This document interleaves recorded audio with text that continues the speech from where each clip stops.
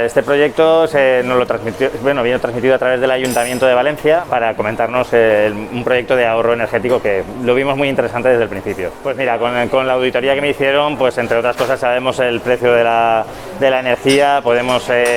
yo qué sé, hacer un poco de gestores por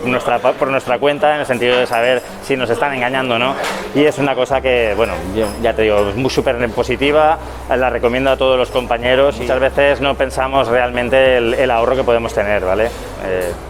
Y vamos, fue positivo. Hay cosas muy simples y muy sencillas, como puede ser un reloj para limitar los horarios en los que consumes la luz, que es cuando es más económica o cuando es más cara, que son cosas muy simples, muy sencillas, que parecen tonterías, que luego al final en tu factura vienen reflejadas, ¿vale? Y una cosa tan simple como la que te estoy contando, de poner relojes en las cámaras frigoríficas para no utilizarlas durante el periodo que es más cara la energía, pues puedes hacer rebajarte la factura al final del mes. Pues yo les recomendaría que atendiesen